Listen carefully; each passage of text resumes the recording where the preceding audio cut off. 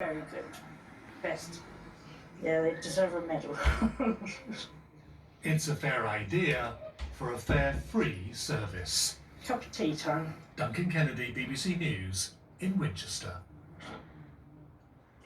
People are being urged to count the birds in their gardens this weekend. It's part of an annual survey by the RSPB. And with most of us locked down at home, there's likely to be an even bigger response than usual. John Maguire reports.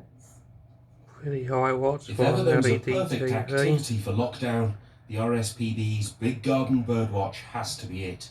People are looking for activities to do, and this is a really lovely one to do, you know, whether you're going to do it on your own or whether you're going to line up the family at the window, and we love to do it as a family, don't we? It's an activity that we always look forward to doing. For Miranda's son, Oliver, the simple act of looking out of the window can be a welcome break from a computer screen in between virtual lessons. When I can, I try and get some extra time, just in a break time, 5 minutes between a lesson, come downstairs, and just see what's happening, really. Despite the name, this isn't just about gardens. The RSPB wants to involve anyone and everyone who can spot birds through a window, from a nearby park, or even just on a bird feeder or a tree. You can definitely set up some bird feeders here. Nadine Pereira is one of the founders of Flock Together.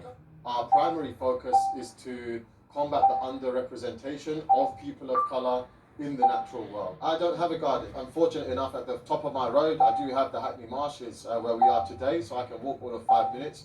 But it's even as simple as looking through your window. If you can manage to spot some birds there, go for it, you know. Just spend a couple of minutes, half an hour or so, looking out the window, seeing what you can see, and you might well surprise yourself. And you don't need a fancy pair of binoculars or anything either. All you need is a pair of eyes, really. Maya Rose Craig was the youngest person to spot half of the world's bird species. She's passionate about wildlife and persuading people that you don't have to be an expert to enjoy what's on your doorstep. The great thing about birds is how easy they are, and they're everywhere. So if you do stick some food out, you can stick out some sunflower seeds, stick out some peanuts, you will almost certainly get birds turning up. And it's that separation from daily life that I think is so important. Last year, the Birdwatch saw 500,000 people take part, recording 8 million sightings. It's a massive citizen science project which provides an unrivaled amount of data, then allowing the RSPB to understand which birds are thriving, surviving, or under threat. That was John Maguire reporting. Well, Becky Space is the Chief Executive of the RSPB, and she joins me now. So Becky, in a way, you're hoping you've got a sort of captive audience for this year's Birdwatch, aren't you? We're all going out.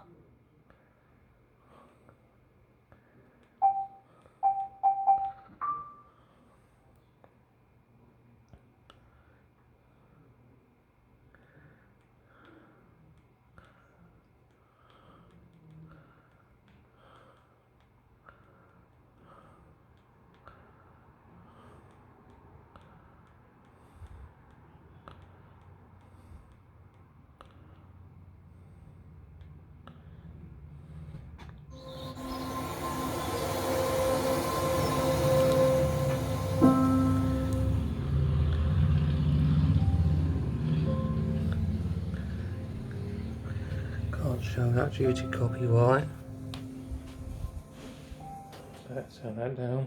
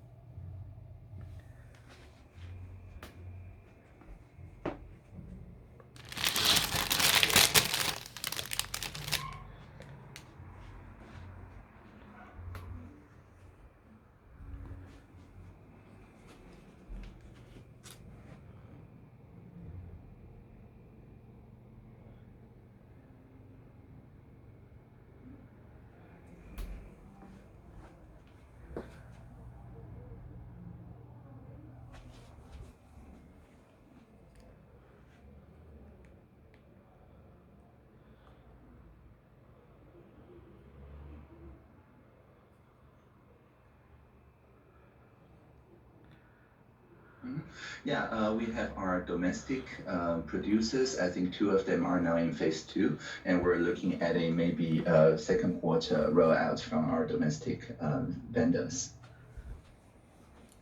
Audrey Tang, thank you very much indeed for joining us. Well, that's all. Schoolwork and just taking a moment to look at what's going on outside, and I think it really does bring that sense of solace, and the fact that the natural world is now moving towards spring. You know, that robin I heard is going to become part of a really big dawn chorus by the time we're